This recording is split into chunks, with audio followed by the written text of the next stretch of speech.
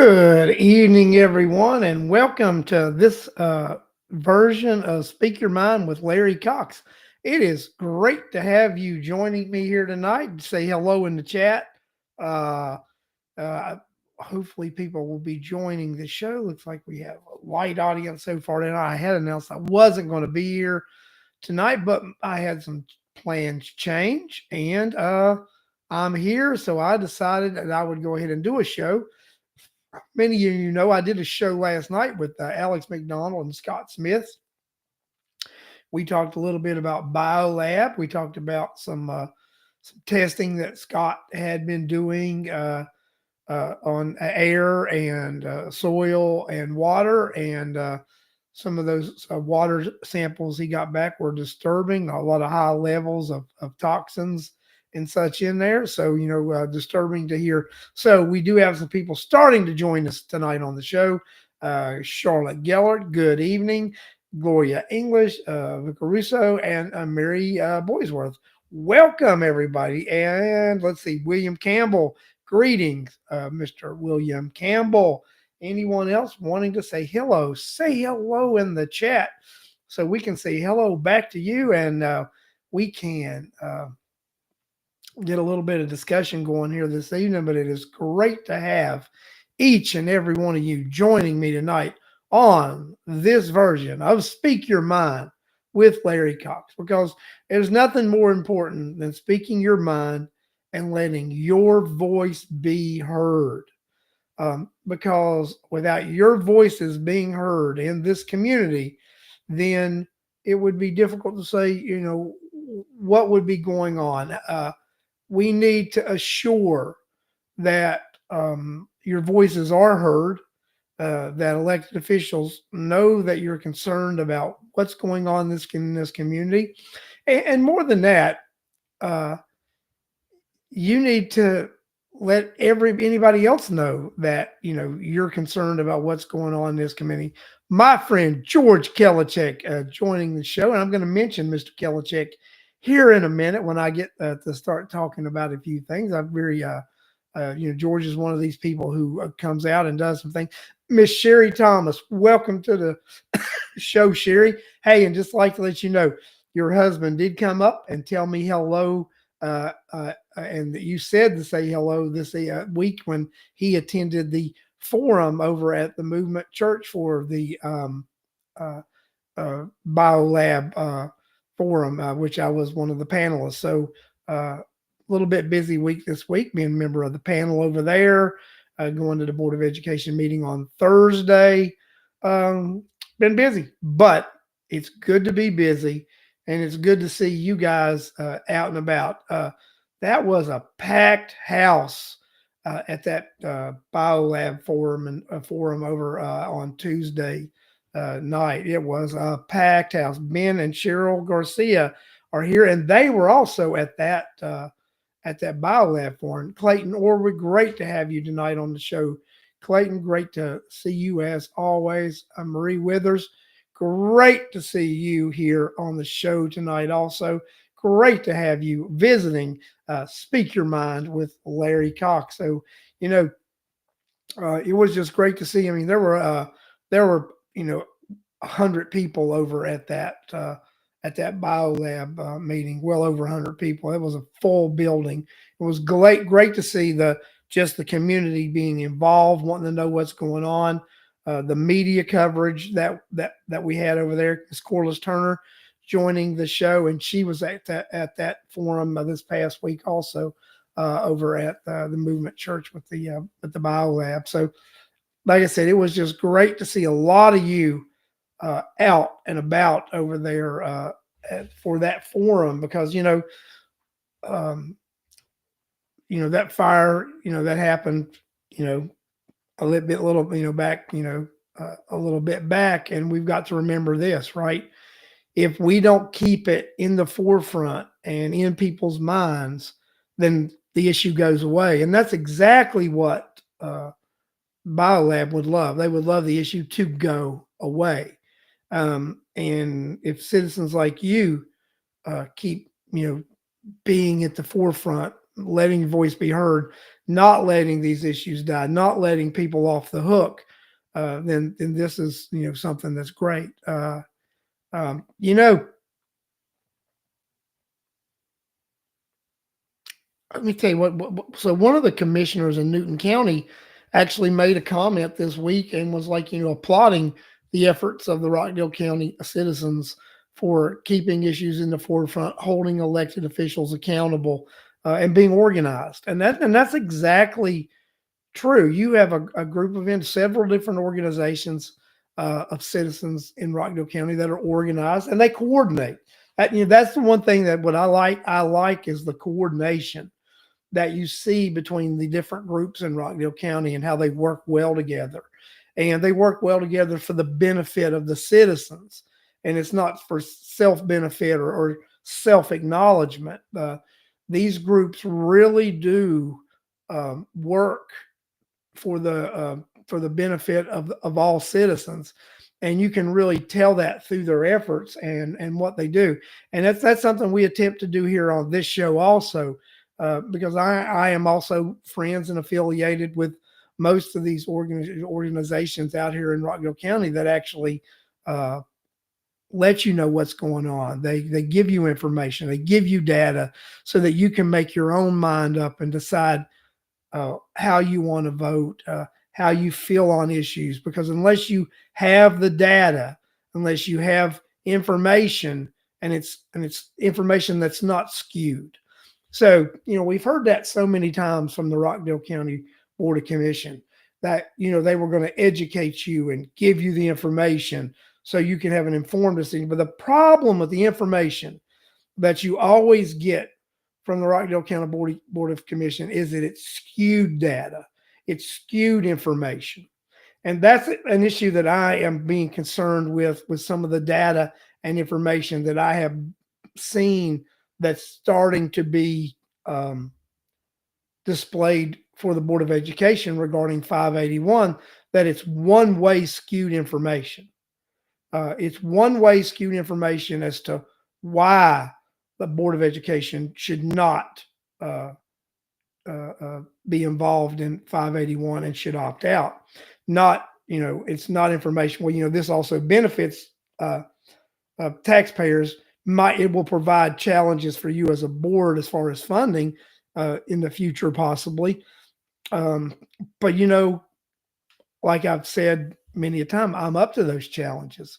I'm up to the challenges of being creative with funding the budget, and we do have to realize that the Board of Education must maintain a quality education for the children of this county, and this can cost money.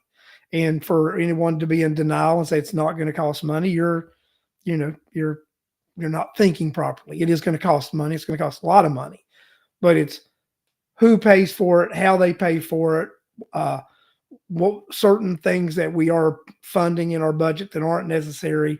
Do we have too many employees in the central office? Do we have programs that we're paying for that we're not utilizing? What personnel were brought on during with COVID funds, and what programs were initiated with COVID funds that are being now funded out of the general budget that should probably be cut? These are questions that need to be asked and answered. Yeah, George, thank you for acknowledging our new location over there off of I-20, just right across the border in Newton County. And there's a billboard on that property, and we will be having Dankel billboards go up on those billboards. We're going to be advertising our business on the billboards right there off of I-20 also. So yeah, a great location. Almost 2 acres of property over there. Building's a little smaller than the one we had, but we're gonna, with the property, be able to do some things to mitigate that situation. But thanks, George, for acknowledging that and such. And then I do want to thank George. George spoke at the past Board of Education meeting, and he spoke regarding House Bill 581. And he spoke intelligently, and he spoke about who it impacted and how it impacted them. And he talked about, the voters approving something in a large manner, and that the members should not bypass or circumvent the will of the people. And that's what it comes down to. It's the will of the people. And, and you're going to get the pushback from some board members who say, well, our charge is to represent the children. 1000%. It is the responsibility of the school board to provide an education and represent the best will of the kids in this county. But let me ask you, so by representing the best interest of the children, we must represent the best interest of their guardians. We must represent the best interest of the taxpayer who is providing a daily living for those students. That the people, their guardians, are providing food, housing, and clothing for these students. The Rockdale County Public School System has these kids for approximately 7 hours a day, right? The rest of the time period of that day, the rest of the 17 hours, they are under the care of their guardians. And that's 5 days a week. And on the weekends, it's 24 hours a day that the guardians have them. And then we have these times when the kids are off, which they are 100% under the guardian's care. Then in the summertime, when the children aren't in school, they are 100% under the guardian's care. So we've got to look. We as a board and we as a society must realize that when we levy taxes against the caregivers of students, we are impacting the students when they're not in the classroom. If we are taxing people beyond their ability to pay, then we are limiting their caregivers' ability to adequately support them when they're not not in the schools for those 7 hours. We're limiting the ability of the caregivers to provide food, clothing, and housing. And we must take that into consideration when you hear that it's for the kids and it's for the best interest of the kids. We must consider the whole year and 24 hours a day. And we must also consider that every single tax dollar that's collected might not go toward the best interest of the children. And we have to acknowledge that as a board. And we must do our due diligence to spend our money wisely as a board to make sure that we're making intelligent decisions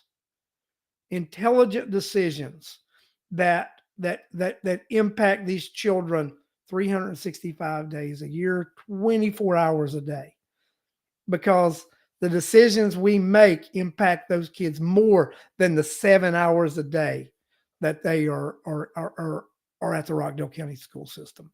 And that's what I intend to make my fellow board members understand when they start saying all the decisions we make are for the best interest of the kids.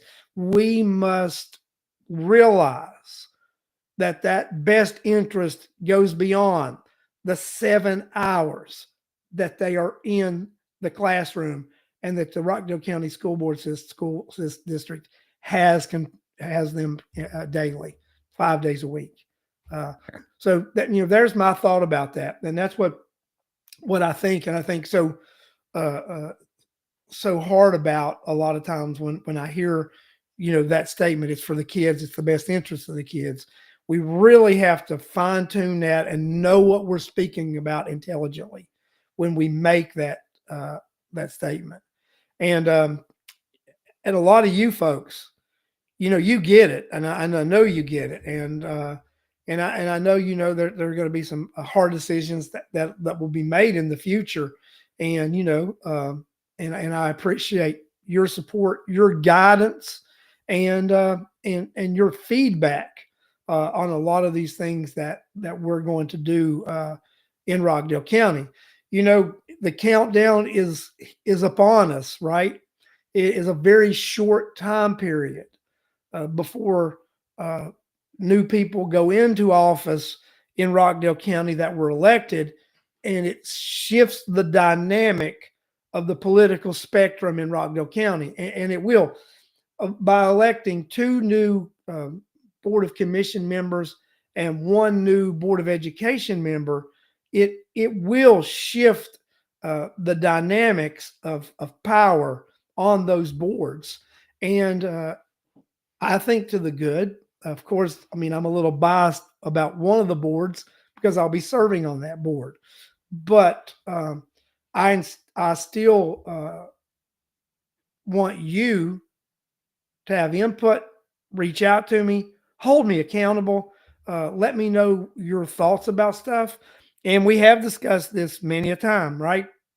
So the remainder of this month, you'll hear me more vocal. You'll hear me, speak more vividly about the school board and things. But once I go on the board, I've told you guys I'm going to, step back a bit from this show, doing that conversation. Now, I'll have people come on the show and they'll talk about educational issues. I will talk about some educational issues in general, right? But as far as specific board matters and such, you'll see me taking a step back from those conversations on this show. But I will be having the town halls once quarterly where you will be able to come and I will be able to listen. And my feedback may even be a little bit limited at those meetings, especially if, because I can just tell you what I personally think, and I can let you know that I will take that message to the board and to the superintendent. And I intend to do that because I intend to have my meeting on a Tuesday before the Thursday meeting. And I intend to take your concerns to board comment on that Thursday meeting after the town hall, because your voice, you deserve a voice and you deserve to be heard. And I also encourage each and every one of you, come and speak at these board meetings. Come and let your voice be heard. My concern is that Mr. Kelichek, the only person to come and speak at a board meeting about 581, letting the board know that he expects them to follow the will of the people and not opt out. Trust me, this board would not be doing the things they're doing if there wasn't consideration to be opting out. And I'm just telling you that's reality, guys. You can read the tea leaves and see what the will of the administrative part of the district is. I firmly believe they want to opt out. But that's not their decision. It's the board's decision. And you as taxpayers, you as guardians of these students, you are the individuals who bear financial responsibility for these children the majority of the time. You need to come forward and let your voice be heard so that these board members know that you do not want them to opt out of 581, that that your intention when voting for it was for this floating homestead to be enacted to give you the much needed property tax relief as homeowners that you've been requesting from the state of Georgia. And that property tax relief came in the form of House Bill 581 with the floating homestead exemption. So just so you all know, and there's no misunderstanding, I will support the will of the people, because at the end of the day, I believe that not opting out of House Bill 581 is at the best interest of the kids in Rockdale County, because it enables their caregivers, their parents, their grandparents, those individuals who are caring for them children, to be able to maintain home ownership. And that's an important element in this whole decision making for me, is that you, the taxpayers of this county, you deserve tax relief because you've been hit hard. Um, and I think it's time for the boards in this community to start living fiscally responsible, and live within their means, and not always go to the well and the taxpayers and think that they can keep hitting you. Clayton, their justification would be that that they don't want to lose the revenue that would be lost from not, because if they opt out, then they don't have to abide by the homestead. They don't the floating homestead wouldn't be issued for them, and they would be able to increase property taxes on assessed values rather than what the rate of inflation would be. And the average, I think Tisha Washington said, for the last 4 years have been 19%. The average assessed value rate has been 19%. She said that's not sustainable, so she put it at an average of like 10% moving forward. And the rate of inflation she averaged would be like 2.5%. So you would look at, your property tax increase just by leaving the millage rate at the same level it was the year before, uh, of being a 10% increase opting out, minimum 10% most likely, versus a 2 to 2.5% staying in 581. So there is significant savings to individuals who, now this is only homestead properties. If you're a business owner, if you're, if it's rental properties, it is not included in this legislation. It is only individuals who have homestead properties, right? So it's not every piece of property. It's not uh, every piece of land in Rockdale County that's impacted by this. So, and that's another thing that we need to think about and weigh into this decision. So, Mr. Kelichek, what is it that you're saying here? Let me see what he says. Put it up here. We'll email facts figures to folks regarding 581.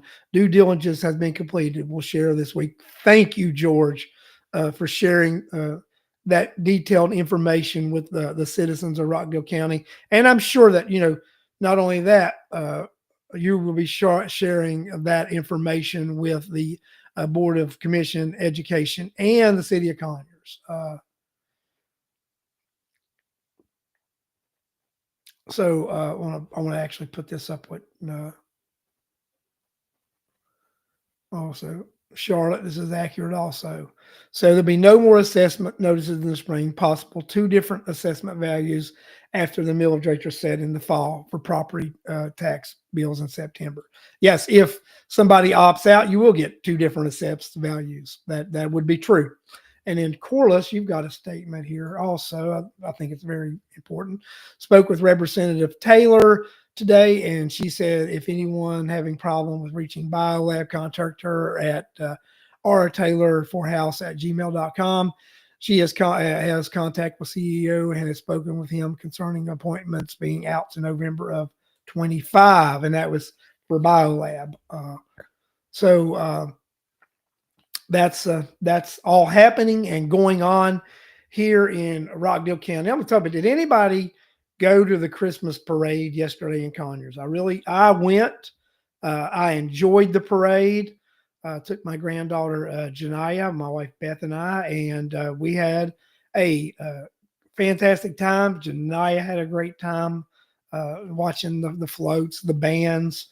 Rockdale County Public School System was well represented in the parade yesterday with all their marching bands there and such, and just other organizations, and then just the organizations that were there representing different facets of government and the community. And the turnout was very good. The streets were lined with citizens, and the Christmas spirit has begun to emerge in Rockdale County and Conyers, Georgia. So it was just great to see everybody out enjoying themselves here in Rockdale County, and just sharing the excitement of this time of year. And I I sort of, liked it, got into the spirit. Like I said, I had originally planned, we had originally had a trip planned. We had some things that come up and had to cancel that trip. And we were able to do the parade. And you know what? Pretty excited about it. It was very nice to see. And in Charlotte, the lights in the city are wonderful. They are, and it just looks so festive. Yes, it was. It was fantastic. Uh,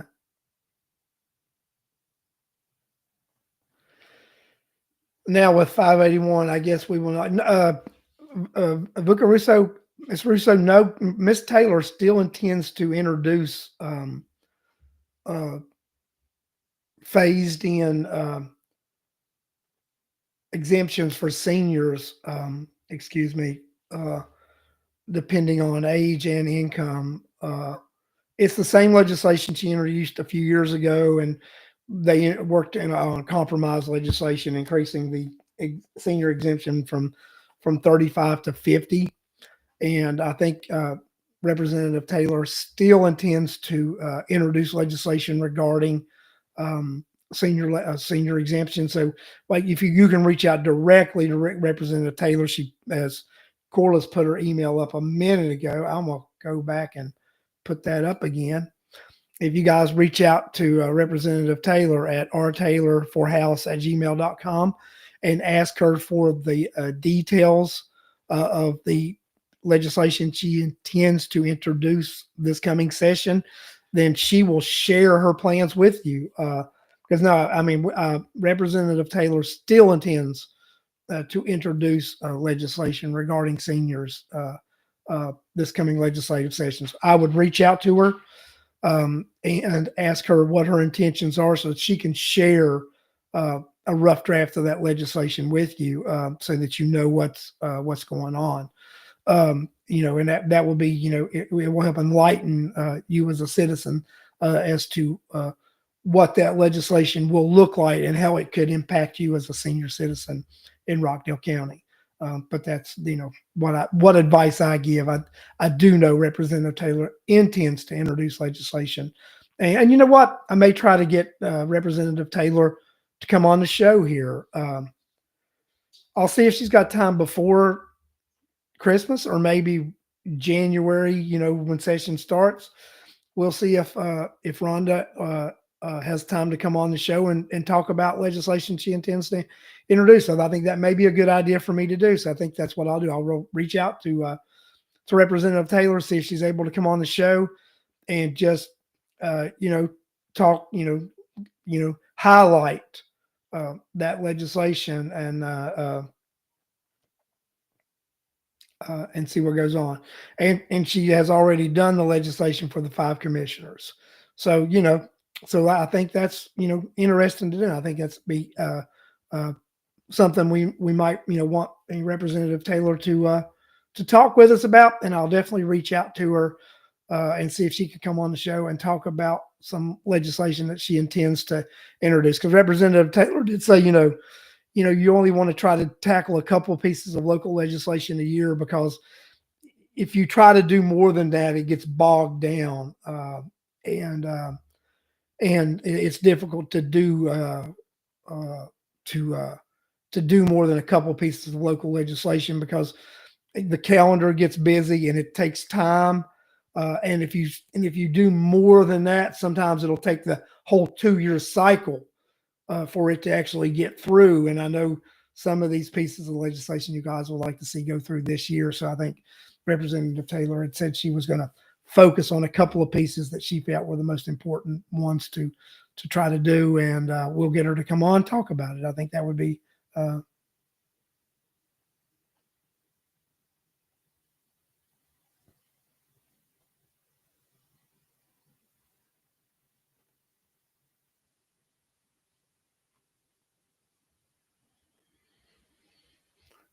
course, are you meaning us if one entity opts out, they all opt out? Is that what you mean? Like if the Board of Commission and the city stay in and then the Board of Education opt out, then that means that we would all be opted out.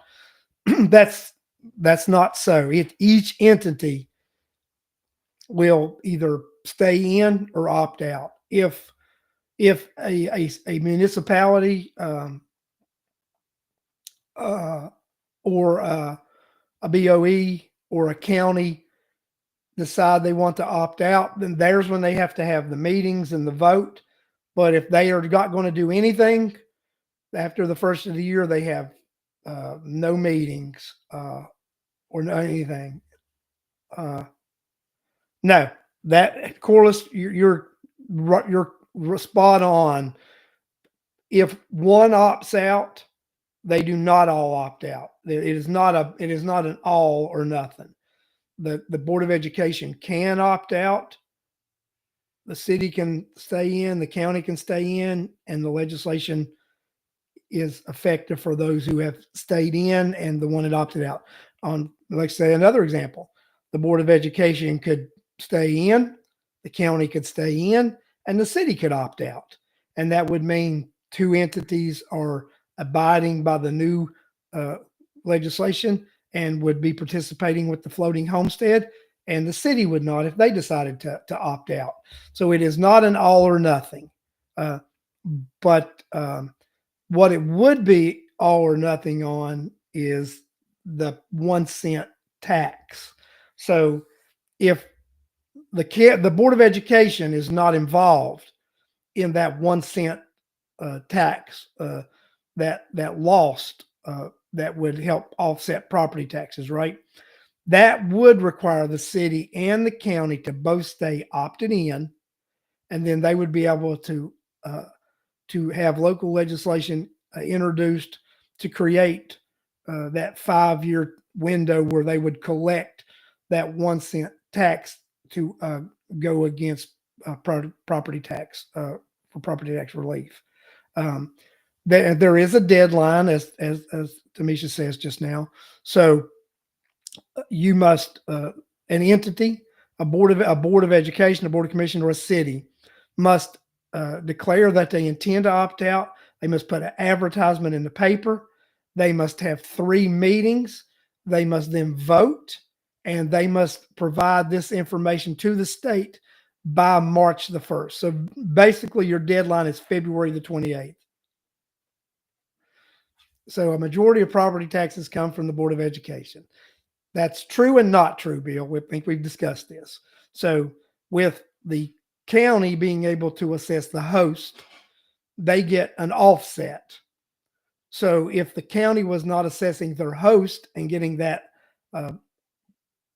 tax, which offsets the bill, then the county and the Board of Education would be paying you would pay almost the exact same amount of taxes. But because they have the offset, it appears, and it's an appearance, that the Board of Education is levying more taxes when actually you're paying a 1 cent tax right now, the host, which is offsetting a portion of your property taxes. And then if the city and the county stay in and they're able to get this additional penny, there would be even more of an offset, which would make it appear even more skewed. And there's where I think we've got to get the understanding, is because they have the ability to access another tax to offset property taxes. It appears that you're paying less taxes when reality is you're prepaying that in that 1 cent tax when you're purchasing other goods and materials in the county. And then when other people are coming in, they're helping you with those. You're actually just shifting the tax burden is what you're doing. You're shifting the tax burden with a host and with a lost.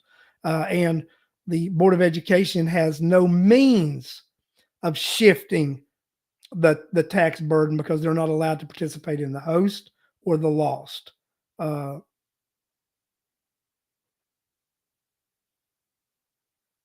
Bill, you're correct. When your bill comes, the majority is there. But when you add in the host money that you get credited, it's almost the exact same dollar per dollar. A little less. A tax bill from the county is when you add that credit in, it's a little less than the Board of Education, but you get that tax credit from the host, which makes it appear it's an appearance.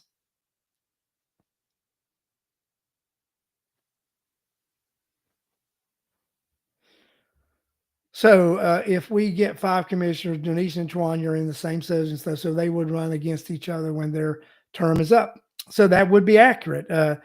They would do that because they cannot. If they do the legislation, it shifts into place, and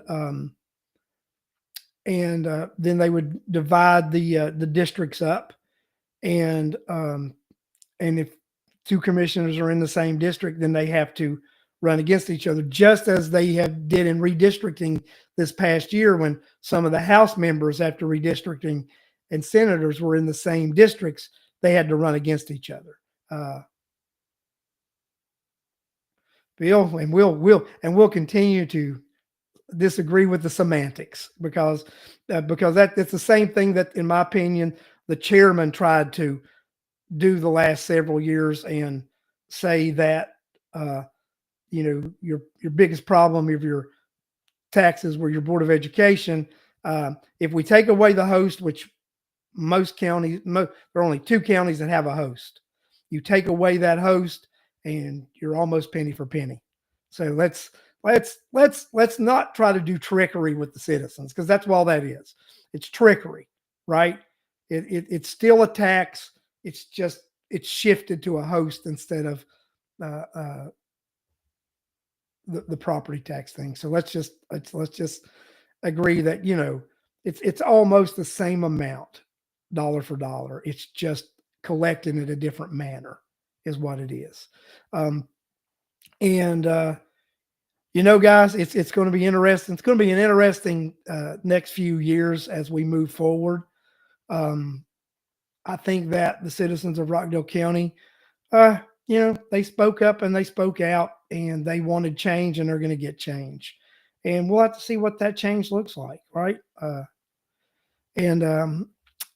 We'll have to see, with our local legislators introducing some legislation, and we'll have to see what that looks like, right? So I am enthusiastic to see what goes on in Rockdale County with new leadership in place, with new majorities on boards, and with you guys actually having more say in the community, because that's actually what it comes down to. Is when you go to the ballot, you elect different people, and you demand that your voice be heard. That's what this is all about. It's about your voice being heard. It's about your will being invoked. That is the purpose of representative government, right? Representative government is that individuals shall come from the populace. They'll come from the people. They will then represent the desires and the will of the people. So that's what I think. So, guys, I think that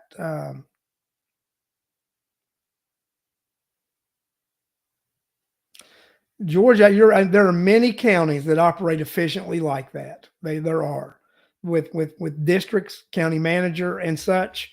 I think it will. I think Rockdale County will benefit from moving away from the present form of government, and to be more represented by district, to people having more say.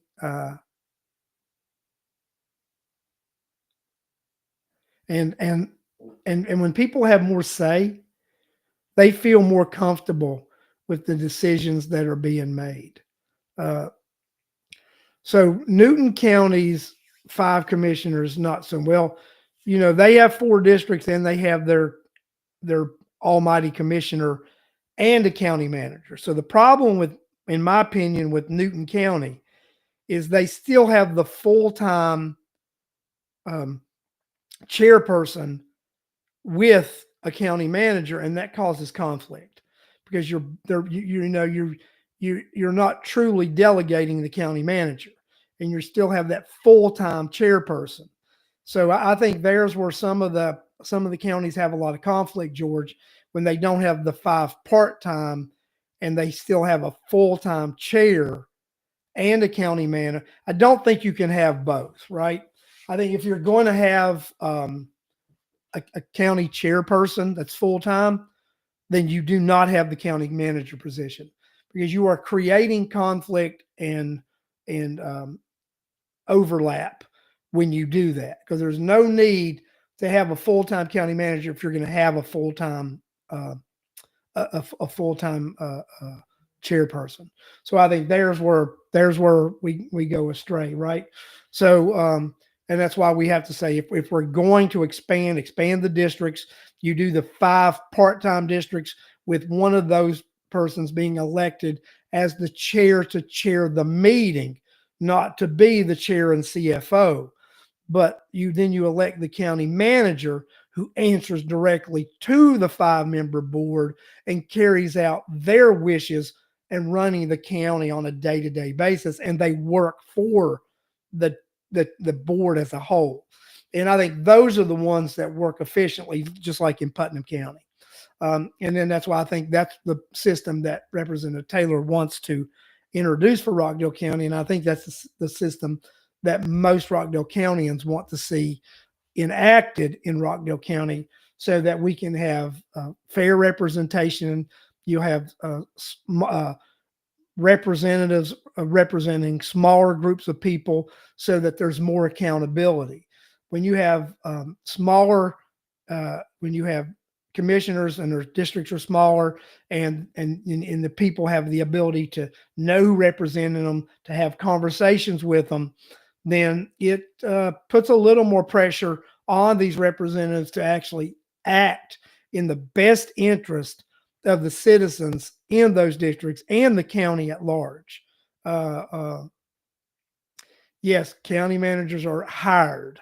I mean, I would even more than appointed. We would say they are hired by the county commission, and they have a contract. So that's what I say. Let's see.